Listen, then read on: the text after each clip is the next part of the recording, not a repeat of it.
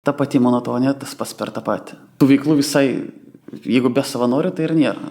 Tu kaip žvėriukas tampinės, kur beisi niekur nėra pasitikėjimo, nieko negali tikėti, nenueisi kaip žmogus, nes tu automatiškai tampi tu nuteistasis. Žmogui be priklausomybių tai jokių užsiėmimų praktiškai nėra, visiškai jokių. Tai va tos prirašytos rankos vienintelis va toks buvo šviesulys iš tikrųjų.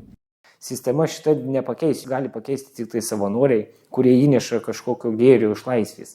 Tu bent valandą ar 2 tu pasijauti žmogų.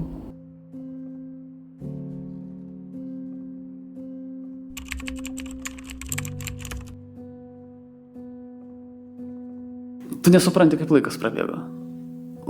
Diena eina labai ilgai, bet mėnesis pralėkia tarsi nepastebi.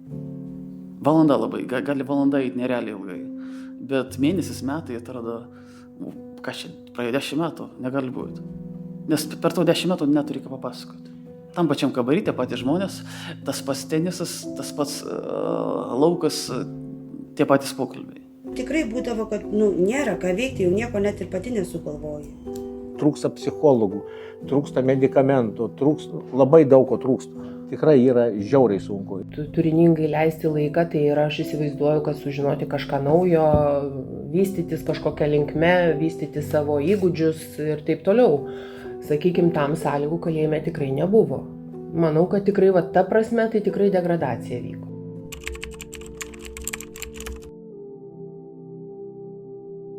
Tik savanoriai galėtų pakeisti nuteistųjų požiūrį į gyvenimą. Aš manau, ne įstatymai ir nesukurta jų sistema. Mano požiūris pasikeitė tik tai savanorių dėka ir manęs per 17 metų manęs nepakeitė. Mano nesikeitė nei požiūris į gyvenimą, nei nusikaltimus, nei nieko. Tik savanorių dėka suprantu, kas yra dora, kas yra skatintina, kaip elgiasi žmonės laisvėje. Keistis viskas pradėjo vėl su aplinka.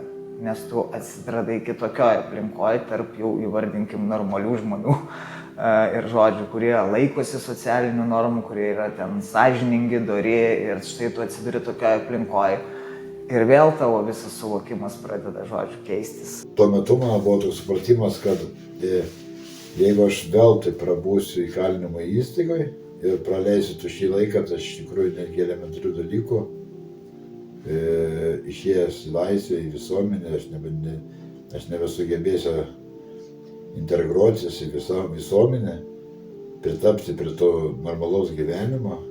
Aš nebemokėsiu elementariai bendrauti su žmonėmis, kurie gyvena normalų civilizuotą gyvenimą. Tas atvykęs ar savanoris, ar kitas žmogus, mums visiems suteikdavo tą, kad į mus žiūri kaip į žmogų. Jūs visą laiką, jos neprirašytos rankos, bet jos šiai dienai gaunasi išskėstos rankos. Labai daug žmonių yra atsidūrę dugne ir jie keliasi, jiem tik reikia ištiesti ranką, o mūsų organizacijos savanoriai tą ir daro, ištiesiam ranką.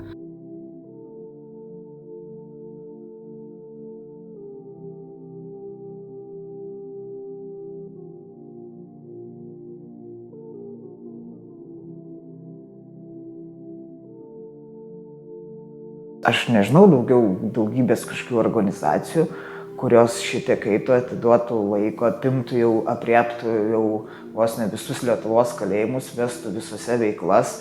Aš kol kas nerandu atitikmens. Atėjo savanoriai kaip iš jūsų, būtent prirašytų rankų, nes jūs labiausiai iniciatyvą rodėt, kiek matėsi ir nuotolinių, kad ir būdavot, ir atvykdavot, ir tikrai būdavo ir įdomių paskaitų, ir padiskutuodavai, ir tu išsikalbėdavai, išreikšdavai savo nuomonę. Nuteistieji ateina, išlieta savo emocijas, jie išklauso, bet kokiu atveju kažkur reikia įsikalbėti, nuteistasis nekalbės su kitu nuteistuoju, arba su pareigūnu, arba per langus, nediskutuos, kas jis legia viduj, kas dar kažką, neišlies savo emocijų, o atėjus į užimtumą pas savanorius, gali išlieti tai meno kūrybą, tapydamas kažką tais, vykdydamas kažkokią užklasinę veiklą, mokindamasis.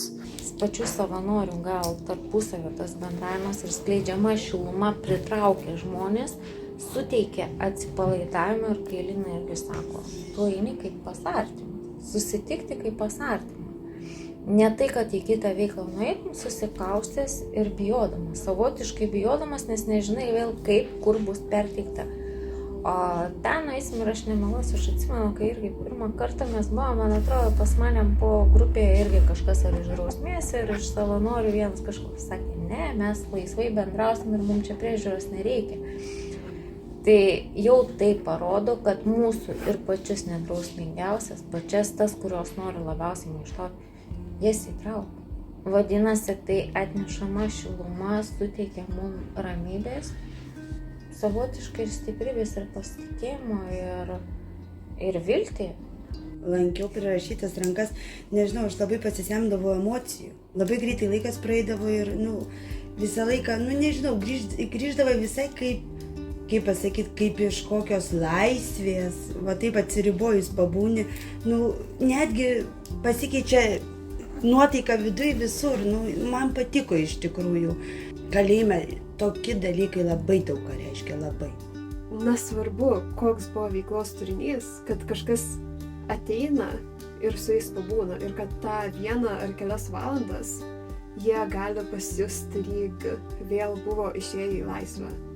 Aišku, yra ir labai praktinė veiklų nauda, kadangi veiklos yra pačio įvairiausio turinio, tai yra programavimas, anglų kalba, emocijų reguliavimas ir visi šitie gebėjimai tikrai taip pat prisideda prie kasdienio gyvenimo ir resocializacijos.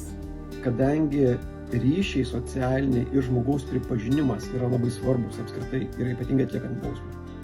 Tai yra svarbi funkcija, kurią jūs darot ir aš manau, kaliniai tą jaučia. Kad per socialinius ryšius, per palaikymą, per užimtumą, per tokį nesmerkiantį požiūrį, žmogaus orumo paisymą, galima žmonėms parodyti, kad jie yra svarbus, jie yra vertingi, jie turi savo orumą ir kad jie tikrai gali gyventi nenusikalsdami, būdami visuomeniai ir kad yra jaunų žmonių grupė, kurie to visiškai tiki ir nebejoja. Aš nenoriu būti ta visuomenės dalis, kuri nusisuka ir apsimeta, kad šita mūsų visuomenės grupė neegzistuoja. Nes aš manau, kad mes negalim turėti sveikos visuomenės, kai turim tokias visuomenės grupės, kurias nustumėm į kamputį ir apsimetam, kad jų nėra. Ir dėl to aš ir pradėjau savanoriauti, kad parodyčiau nuteistiesiems, kad visuomenėje yra žmonių, kuriems rūpi ir kurie yra pasiruošę juos priimti ir suteikti jiems pagalbą. Mes padedam įkalintiems žmonėms pasijausti truputį reikšmingiems, nors jos yra įkalintos, jos žino, kad padaryta nusikalstama veika ir tokie yra teisės aktai, tačiau jos irgi jie yra žmonės, jie nori šilto bendravimo, nuoširdaus bendravimo. Reikia iš esmės mylėti artimą žmonės, neteisti jų dėl klaidų. Mes visi žmonės ir visi lygus. Kuo labiau mes į uždarbį kalinukus nurašysim, tuo labiau jie grįž. Tuo mažiau saugumo bus, nes sienos apsaugos tik tam tikrą laiką. Mes galim uždaryti metam 2, bet vis tiek išeis. Nereikia bausti. Man viskas keitėsi per supratimą, per išgirdimą, per meilę ir priėmimą manęs tokio, koks aš esu. Pirmą kartą, kai man pasakė, kad žiūrėk, aš tave priimu ir myliu toks, koks esi, nesvarbu, kad tu ten vartoji, ką ten daryk, ką tu nori tą veikti, bet aš tave myliu tokį, koks esi.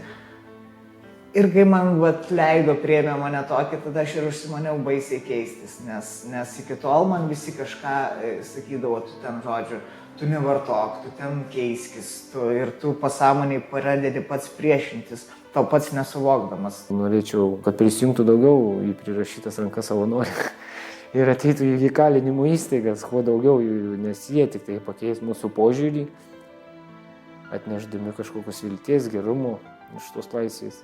Prirašytos rankos padaro tai, kad neišeitų žmonės laukinukais sužvėrėję, o įsilietų į visuomenę. O žmonėm tai reikia paaukoti kelis eurus, o prirašytos jau rankos sugalvos, ką su tais keliais eurais padaryti, kokiom priemonėm juos paskirti ar kokiom veiklom. Tai yra labai svarbu.